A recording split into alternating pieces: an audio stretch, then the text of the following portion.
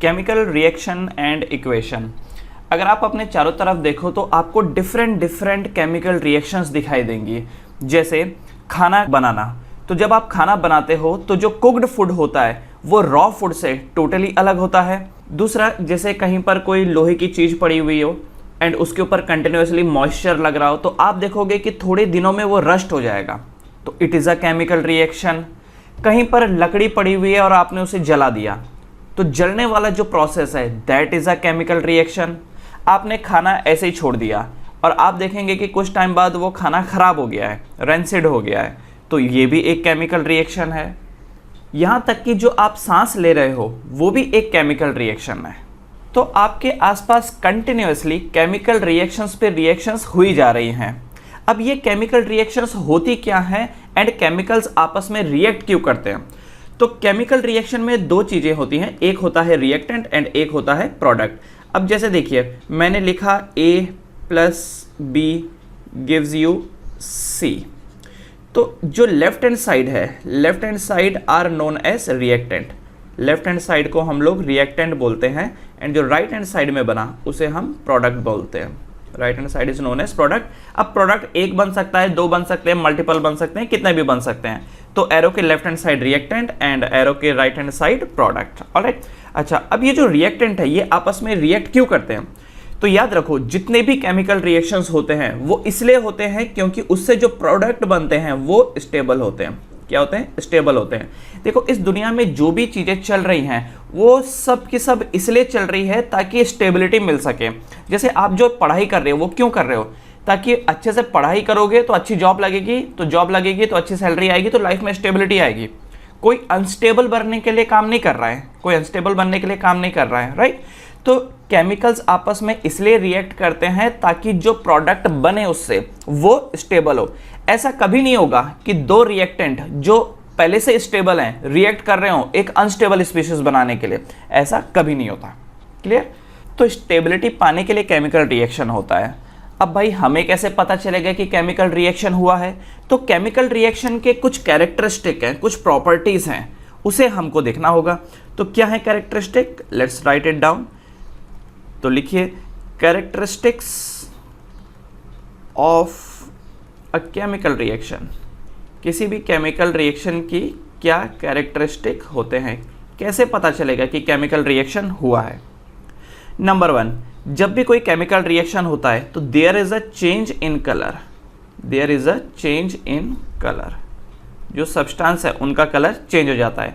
जैसे एग्जांपल के लिए आयरन हो गया। पहले देखो, आयरन ग्रेश कलर का होता है, लेकिन जब उसमें जंग लगता है तो वो ब्राउन कलर का होता है ना? Example iron nail. Before rust कौन से कलर का? ग्रे कलर का। बट आफ्टर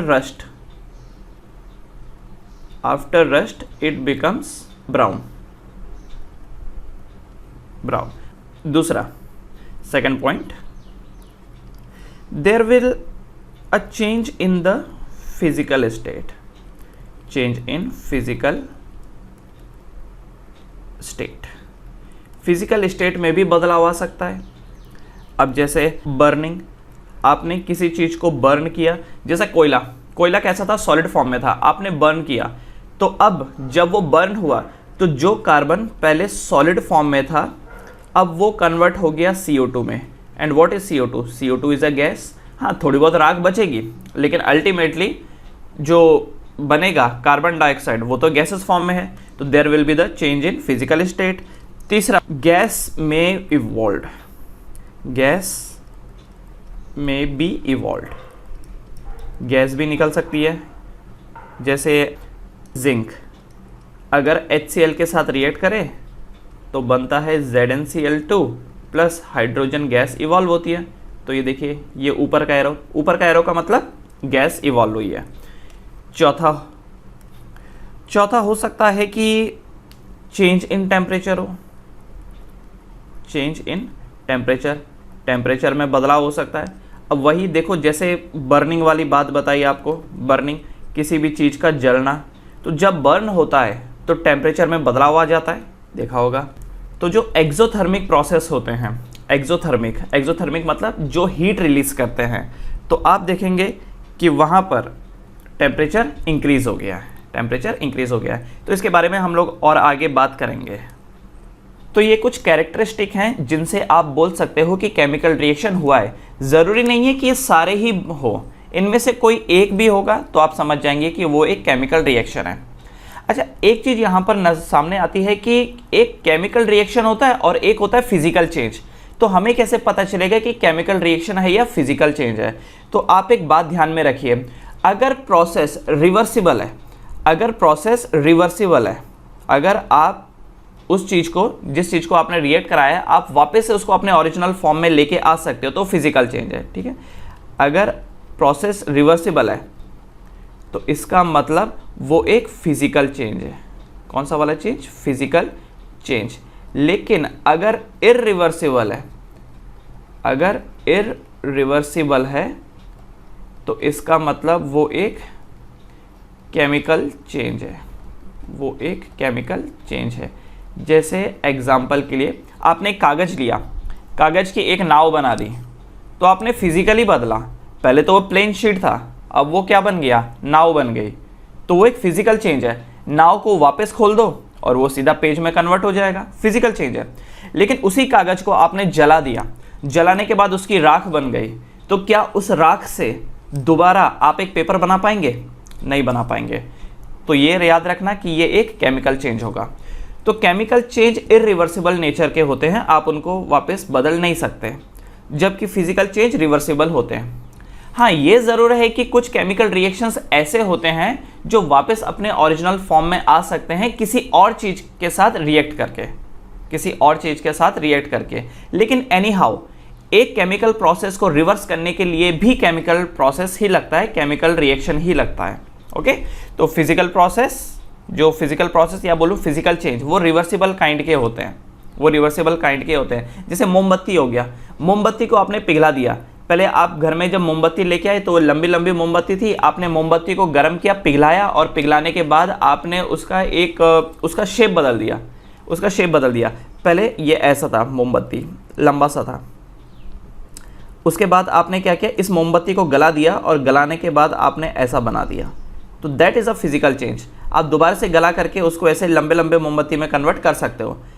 लेकिन अगर आपने मोमबत्ती को आग लगा दी, ये जो मोमबत्ती है आपने इसको आग लगा दी और मोमबत्ती अब धीरे धीरे करके जलना शुरू कर दिया, ये जो मोमबत्ती है अब ये जलना शुरू कर दिया, तो इसका मतलब अब केमिकल चेंजेस इसमें हो रहे हैं।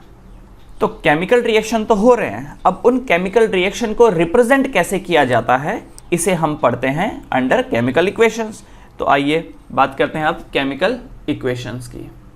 सो next is chemical equations.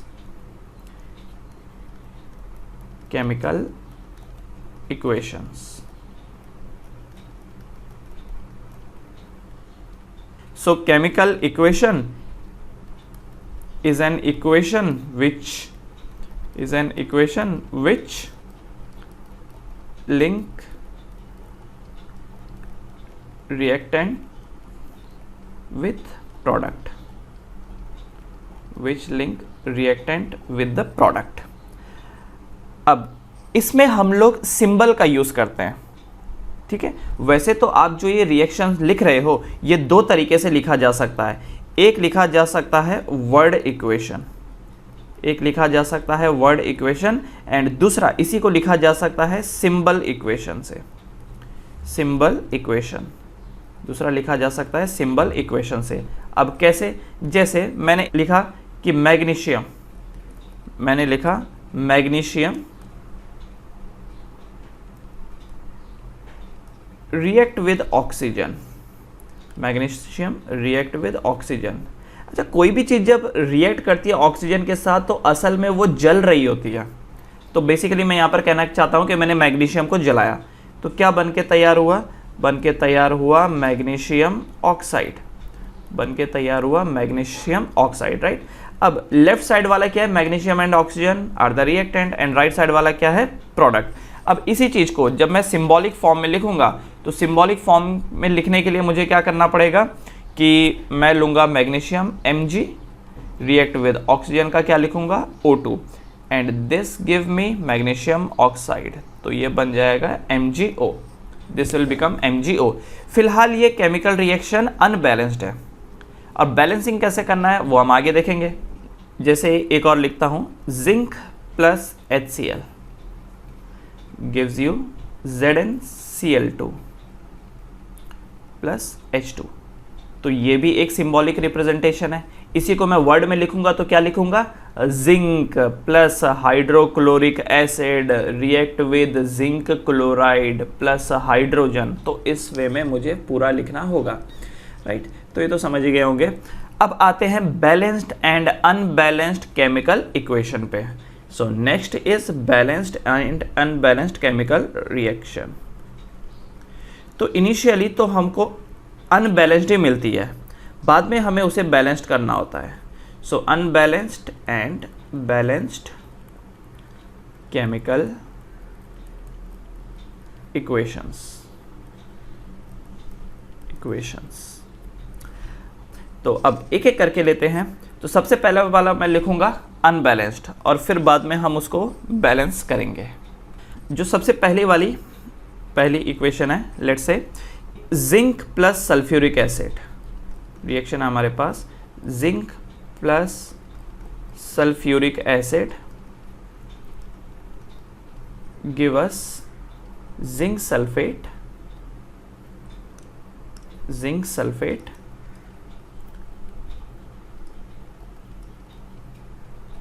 Plus hydrogen.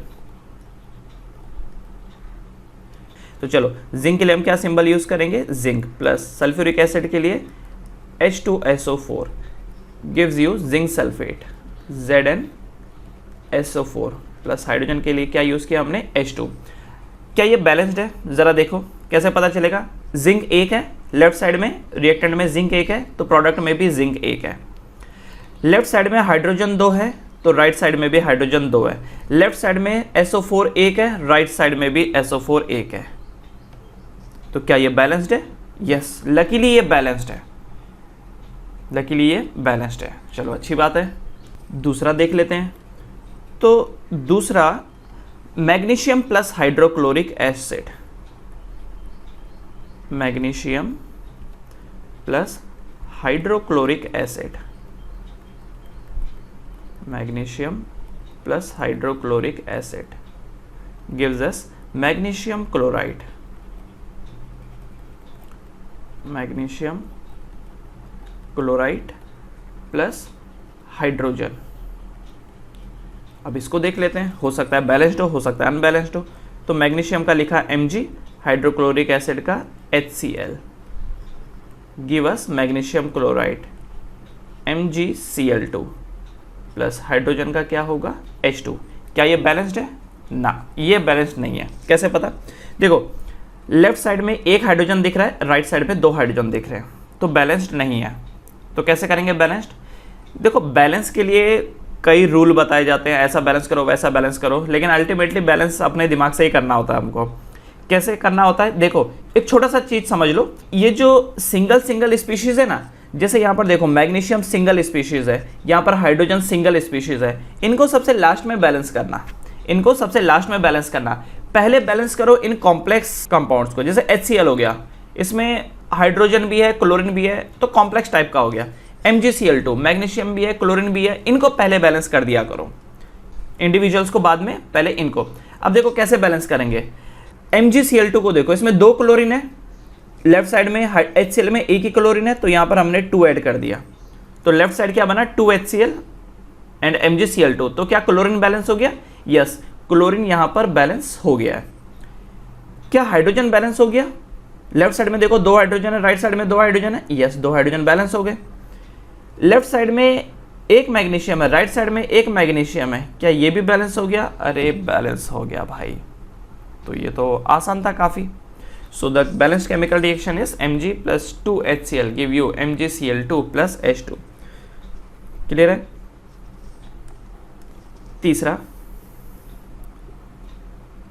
तीसरा जैसे iron plus water, iron plus water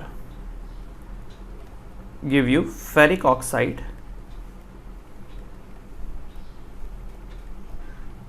ferric oxide plus hydrogen, ferric oxide plus hydrogen.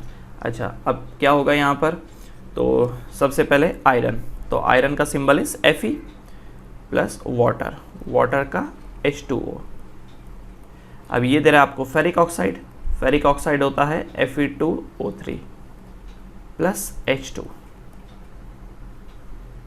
Plus H2। क्या ये बैलेंस्ड है? ज़रा देखो, क्या ये बैलेंस्ड है?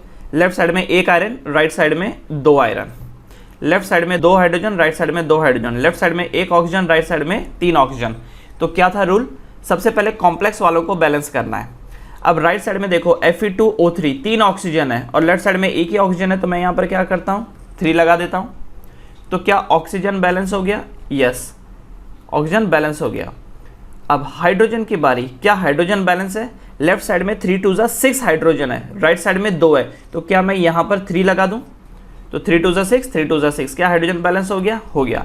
अब आयरन को देखो, लेफ्ट साइड में एक आयरन, राइट साइड में 2 आयरन, तो क्या मैं लेफ्ट साइड में 2 कर देता हूँ? तो क्या आयरन भी यहाँ पर 2 हो गया? यस, बैलेंस हो गया, हो गया बैलेंस। तो answer is 2Fe plus 3H2O give Fe2O3 plus 3H2O। जैसे एक और एग्जांपल ले लेते हैं, 4th one, methane plus oxygen, methane plus oxygen give you carbon dioxide, carbon dioxide plus water, plus water. तो मीथेन क्या होता है? CH4 होता है, प्लस ऑक्सीजन इज O2। ये देगा आपको carbon dioxide CO2 plus water क्या होता है? H2O। तो चलो देखते हैं बैलेंस है कि नहीं है। तो लेफ्ट साइड में एक कार्बन है, राइट साइड में एक कार्बन है, कार्बन बैलेंस्ड है। लेफ्ट साइड में 4 हाइड्रोजन है, राइट साइड में 2 हाइड्रोजन है। तो हाइड्रोजन की अगर मैं बात करूं तो क्या मैं यहाँ पर 2H2 ऐड कर सकता हूँ? तो क्या हाइड्रोजन बैलेंस हो गए? लेफ्ट साइड में 4 हाइड्रोजन, राइट साइड में 4 हाइड्रोजन। वैसे आइडियली तो आपको ये करना है कि वीडियो पॉज करना है और सॉल्व करना है, उसके बाद वीडियो चालू करनी है। ओके, तो देखिए हाइड्रोजन बैलेंस हो गया। कार्बन, लेफ्ट साइड में एक कार्बन है, राइट साइड में भी एक कार्बन है, तो कार्बन बैलेंस हो गया। ऑक्सीजन, लेफ्ट साइड में 2 ऑक्सीजन है एंड राइट साइड में 2 और 2 4, तो क्या मैं लेफ्ट साइड में 2O2 कर सकता हूँ? क्या ऑक्सीजन बैलेंस हो गया? लेफ्ट साइड में 4 ऑक्सीजन, राइट साइड में भी 4 ऑक्सीजन, तो क्या सब बैलेंस हो गया? बिल्कुल। तो CH4 plus 2O2 give you CO2 plus 2H2O। एक और ले लेते हैं, फोस्फोरस पेंटाक्लोराइड, फोस्फोरस पेंटाक्लोराइड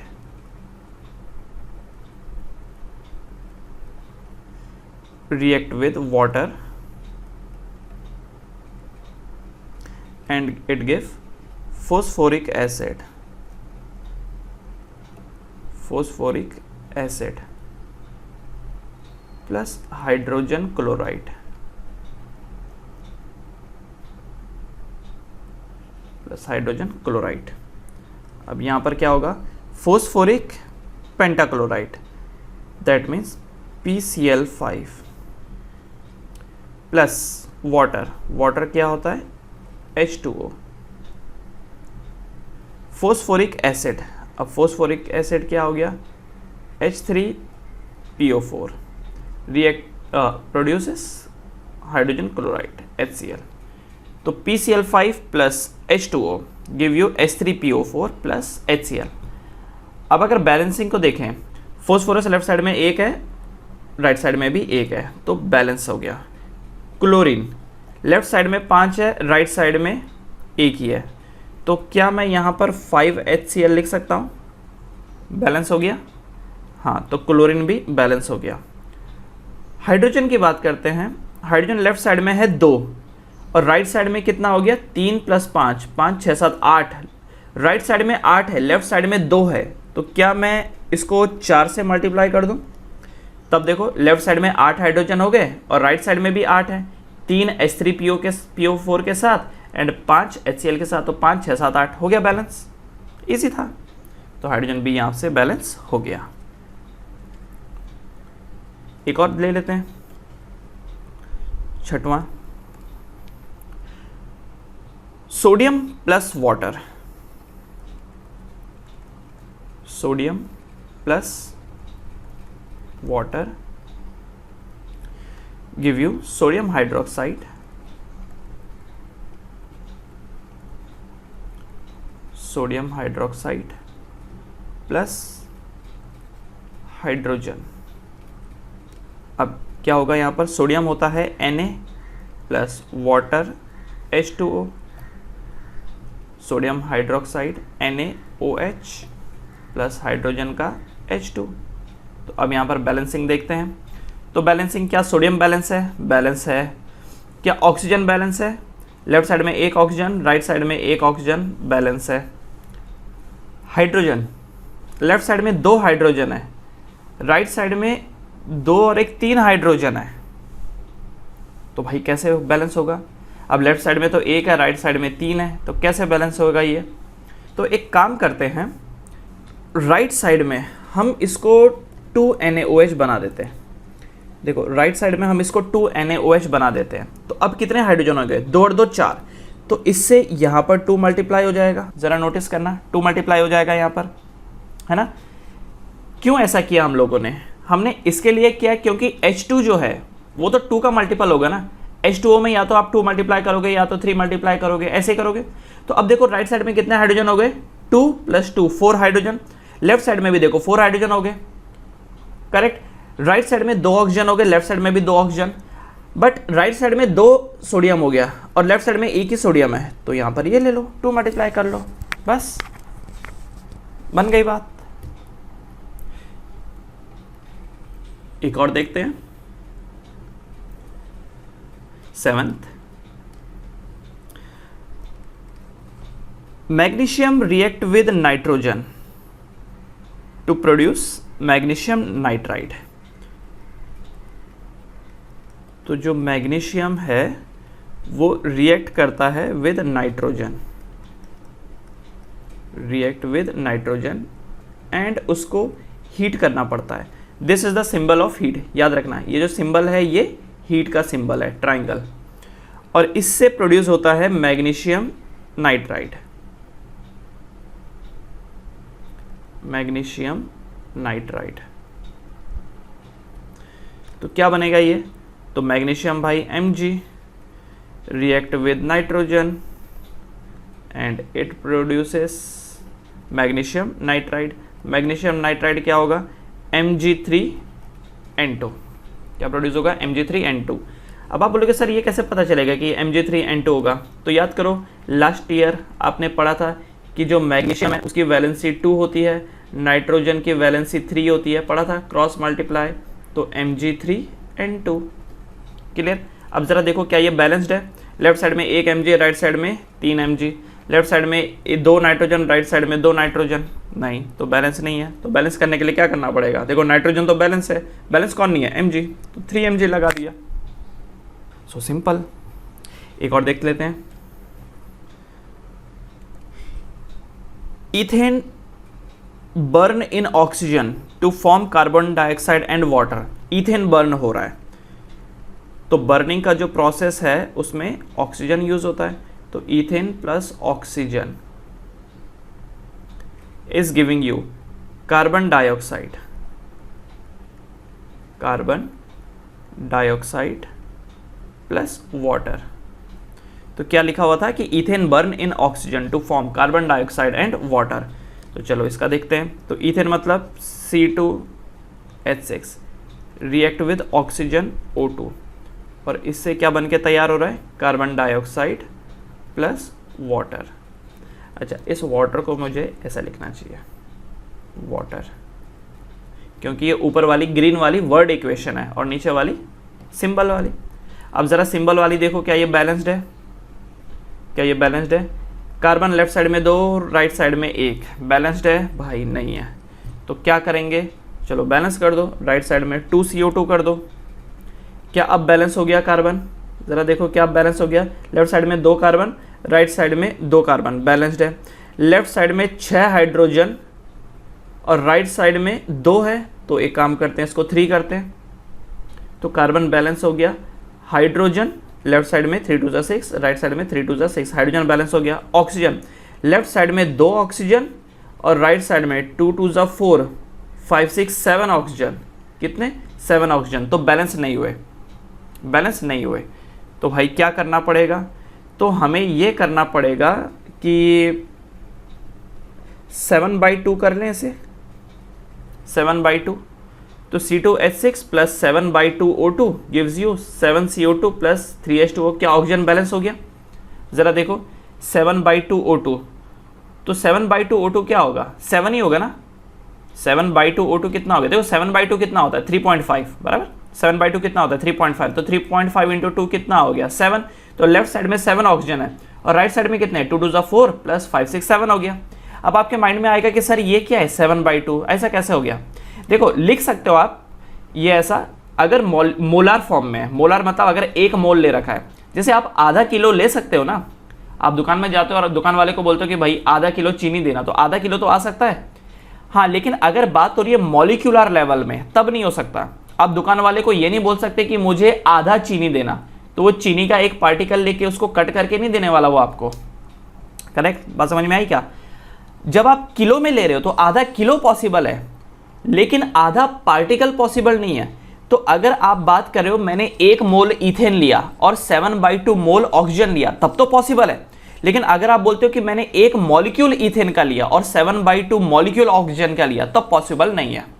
अब हमें नहीं मालूम ना कि सामने वाला मॉलिक्यूलर फॉर्म की बात कर रहा है या मोलार फॉर्म में बोल रहा है, हमें नहीं मालूम। इसलिए हम बचने के लिए क्या करेंगे, जरा समझो, इसलिए हम बचने के लिए इस पूरे को 2 2 2 से मल्टीप्लाई कर देंगे। तो ये देखो यहाँ पर इसको 2 से मल्टीप्लाई किया, यहाँ पर इसको भी 2 से मल्टीप्लाई कर देंगे, ठीक है, इसको भी 2 से मल्टीप्लाई कर देंगे और इसको भी 2 से मल्टीप्लाई कर देंगे। तो रिजल्टेंट क्या आएगा, जरा नोटिस करना, यहाँ पर जो रिजल्ट होगा वो क्या बनेगा, ये जो 2 है ये तो ऐसा ही रहेगा, ये देखिए जरा, this will become 2C2H6, 2 into 7/2 कितना होता है, तो यहाँ से 2 कैंसिल हो जाएगा, so the result will be 7O2। उसके बाद यहाँ पर 2 2 4 CO2 प्लस 2 3 6H2O।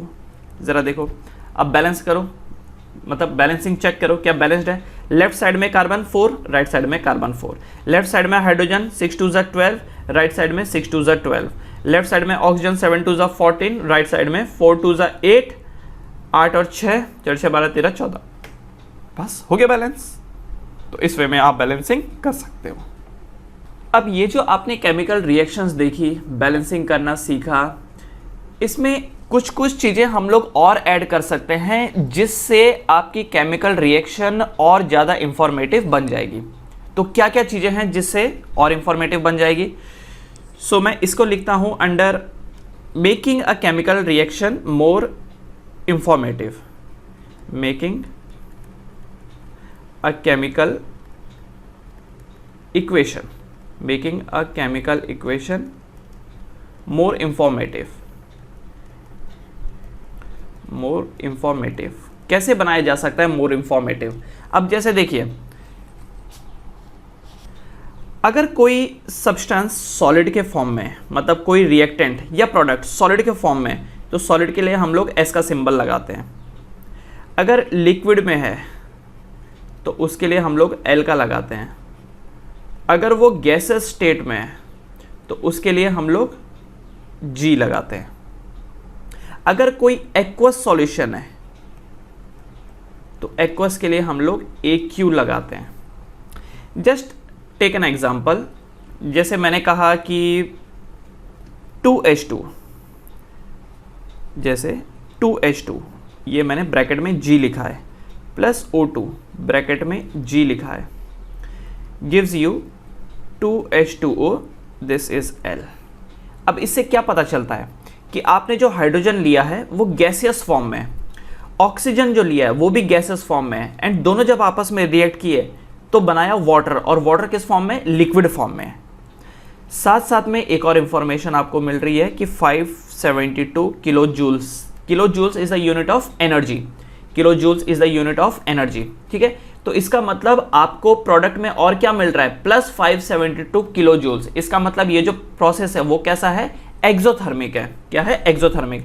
तो देखिए सॉलिड के लिए S, लिक्विड के लिए L, गैसेस के लिए G, एक्वस के लिए AQ। अगर प्रोसेस एक्सोथर्मिक है, एक्सोथर्मिक का मतलब जो हीट रिलीज कर रहे हैं, तो एक्सोथर्मिक के लिए आपको जो हीट मिलेगी वो पॉजिटिव मिलेगी। क्या मिलेगी? पॉजिटिव। अब यहां पर देखो प्लस 572 किलो जूल्स है, इसका मतलब आपको एनर्जी कैसे मिल रही है? पॉजिटिव। और वही चीज अगर एंडोथर्मिक होती, अगर एंडोथर्मिक होती तो यहां पर जो ये हीट होती ये नेगेटिव में होती। मान लो अगर ये लिखा होता कि -270 किलो जूल, तो हम इतना समझ लेते कि एनर्जी जो प्रोडक्ट साइड में है वो कैसी हो गई? देखो -270 है, नेगेटिव में है, इसका मतलब कि ये एक एंडोथर्मिक प्रोसेस है, ये एक एंडोथर्मिक प्रोसेस है। उसी तरीके से अगर प्रेसिपिटेट बन रहा है, प्रेसिपिटेट, तो प्रेसिपिटेट के लिए हम लोग ये सिंबल यूज करते हैं, ये डाउनवर्ड एरो। प्रेसिपिटेट का मतलब क्या होता है? कई बार केमिकल रिएक्शन में जो सब्सटेंस होते हैं ना वो सेटल डाउन हो जाते हैं नीचे, प्रेसिपिटेट बन जाते हैं, तो उसके लिए हम लोग इस वाले सिंबल का इस्तेमाल करते हैं। और कई बार जो प्रोडक्ट बनते हैं वो गैसेस फॉर्म में बनते हैं एंड वो ऊपर उड़ना शुरू कर देते हैं, तो उसके लिए हम लोग ये सिंबल का यूज करते हैं। This is the symbol. अगर कोई गैस बन करके उड़ गया है तो गैस इवॉल्व के लिए ये वाला सिंबल, गैस इवॉल्व के लिए ये अपवर्ड एरो का इस्तेमाल किया जाता है। अब जैसे एग्जांपल के लिए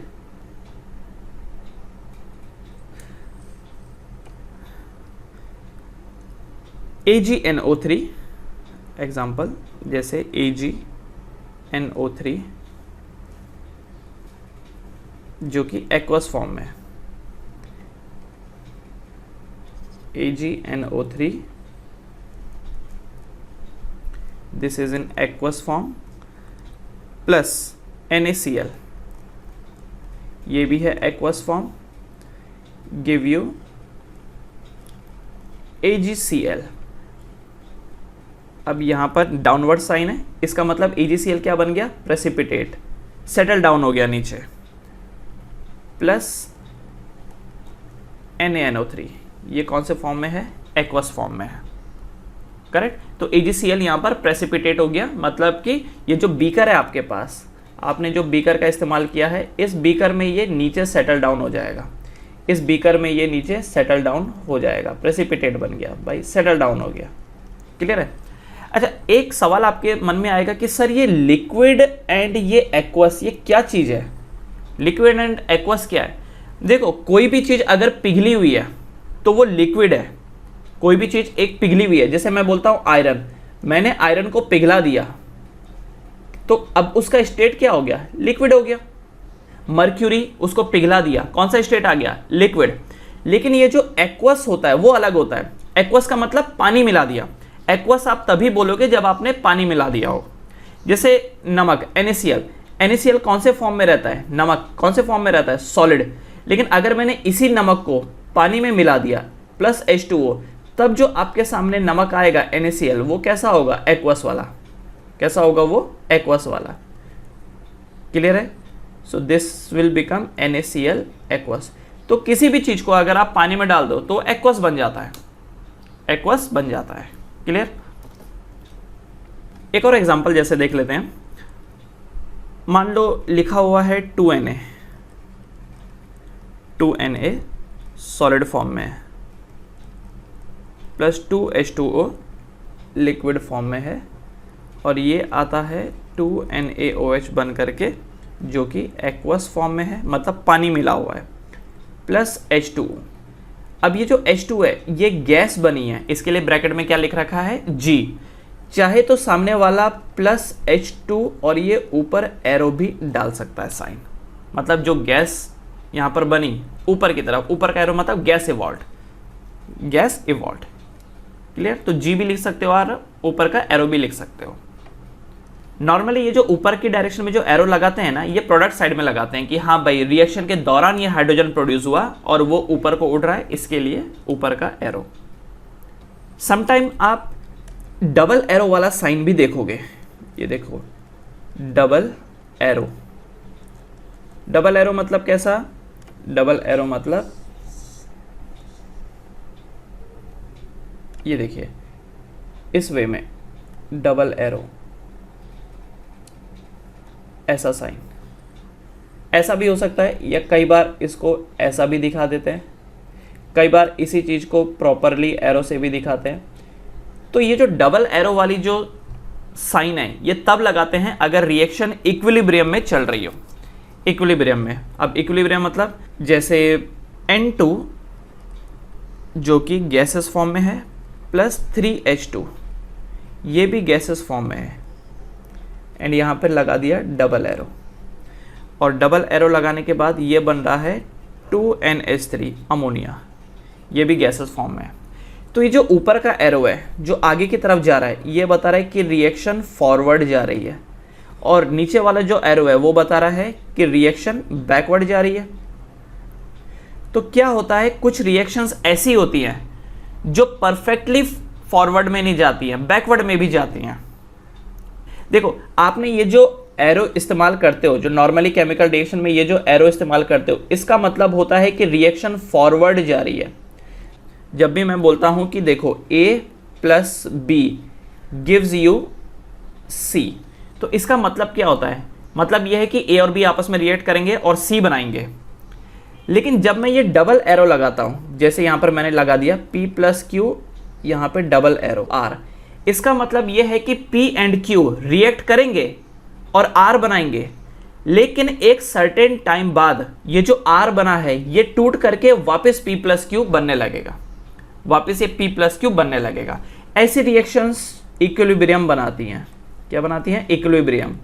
मतलब कि ये 100% प्रोडक्ट को नहीं बनाती, ये 100% प्रोडक्ट नहीं बनाती, लेकिन जो ऊपर वाली रिएक्शन है ये 100% प्रोडक्ट बनाती है। ऊपर वाली रिएक्शन 100% प्रोडक्ट बनाती है, जबकि नीचे वाली 100% नहीं बनाती। तो क्या होगा, P प्लस Q आपस में रिएक्ट किए तो समझ लो कि समवॉट 70% आपके पास P प्लस Q है एंड 30% आपके पास R है। क्लियर है? समझ में आया? मतलब पूरा काम नहीं हुआ। जैसे आप एक चीज़ समझ लो, आपने एक बच्चे को काम दिया था कि भाई तुमको 10 पेजेस लिखने हैं, 10 पेजेस लिखने हैं। तो पहले वाले बच्चे को बोला 10 पेज लिखने के लिए, उसने पूरे के पूरे 10 पेज लिख करके खत्म कर दिया, कॉपी साइड कर दी। भाई अच्छी बात है।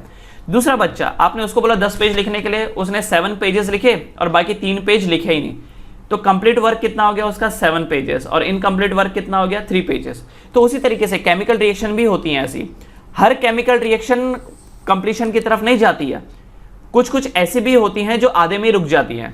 ऐसी रिएक्शंस इक्विलिब्रियम अटेंड कर लेती हैं, और उनके लिए हम लोग ये डबल एरो का साइन इस्तेमाल करते हैं। इनके बारे में डिटेल आप क्लास 11th में पढ़ोगे। क्लास 10th में सिर्फ आपको ये फॉरवर्ड रिएक्शंस ही पढ़नी होती है। एक और बात, मैंने कई लोगों को देखा है कि वो इक्वल टू लिख देते हैं।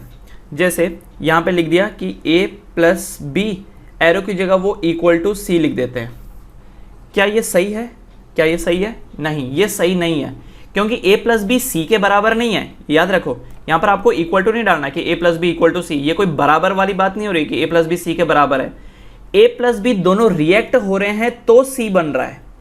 A प्लस बी रिएक्ट हो रहे हैं तो C बन रहा है, तो बराबर नहीं है। ये जो C है ये A प्लस बी के बराबर नहीं है, C बन रहा है। C is the product. A plus B जब रिएक्ट करते तो C बनता है, इसलिए एरो का साइन यूज करना है आपको। ओके, इक्वल टू का साइन यूज मत कर देना। कई बार ऐसा होता है कि आपको कुछ स्पेशल कंडीशंस यूज करनी पड़ती है। देखिए, कई बार ऐसा होता है कि आपको स्पेशल कंडीशन यूज करनी या दिखानी होती है। तो स्पेशल कंडीशन जैसे क्या? स्पेशल कंडीशन जैसे कि कैटलिस्ट हो गया, कोई किसी भी रिएक्शन के दौरान अगर कैटलिस्ट का इस्तेमाल हुआ हो, या कुछ स्पेशल टेम्परेचर लग रहा हो, या कुछ प्रेशर लग रहा हो, तो इन सब को आपको कहाँ लिखना है? एरो के ऊपर। ये जितने भी चीज़ें हैं ये कहाँ पर आपको लिखनी है? ये लिखनी है एरो के ऊपर। जगह नहीं है तो नीचे भी लिख सकते हैं। जैसे टेक एन एग्जांपल, नाइट्रोजन जो कि गैसेस फॉर्म में है प्लस 3H2, ये भी गैसेस फॉर्म में है, and this gives you ammonia 2NH3, ये भी गैसेस फॉर्म में है।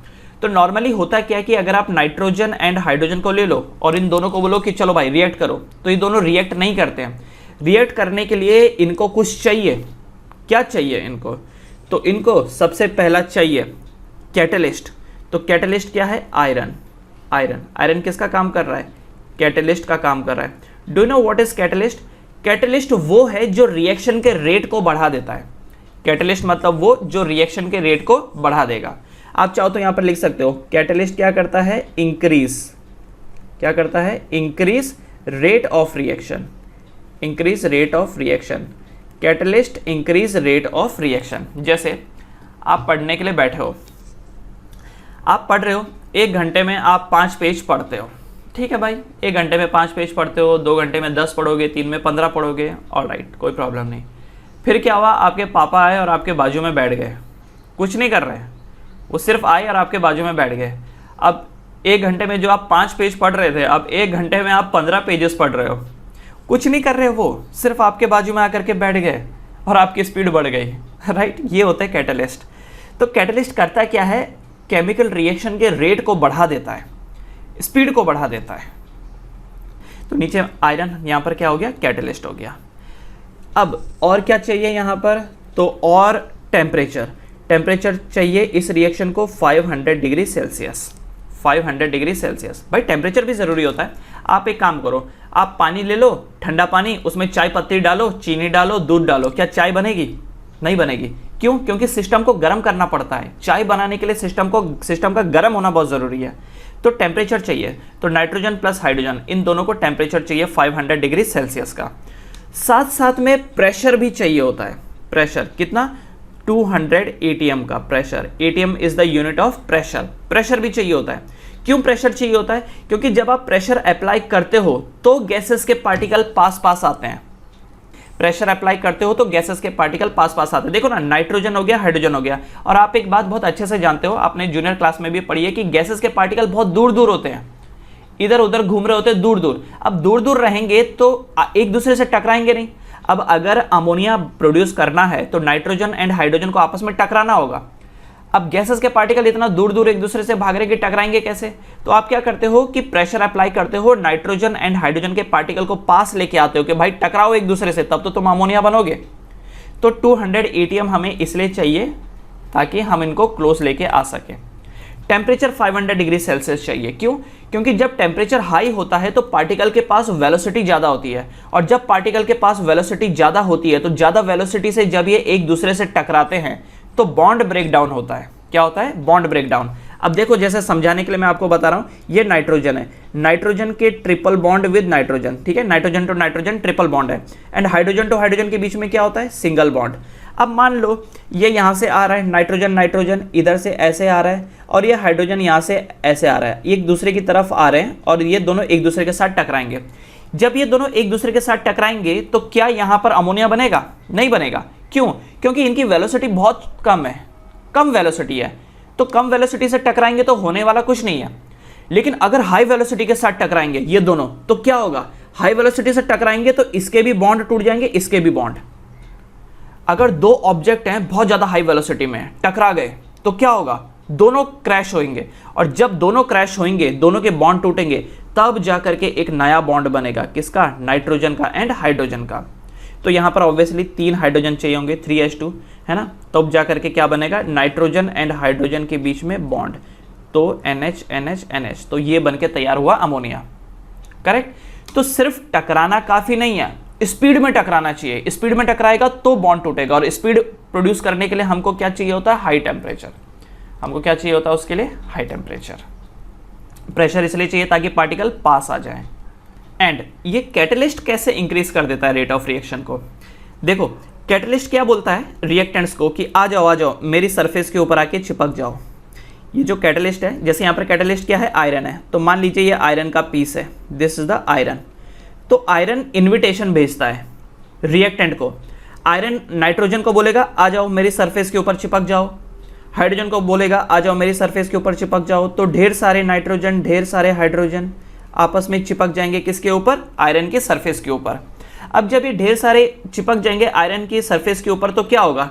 यही होगा कि नाइट्रोजन एंड हाइड्रोजन में आपस में बॉन्ड बनना शुरू हो जाएगा, बातचीत होनी शुरू हो जाएगी।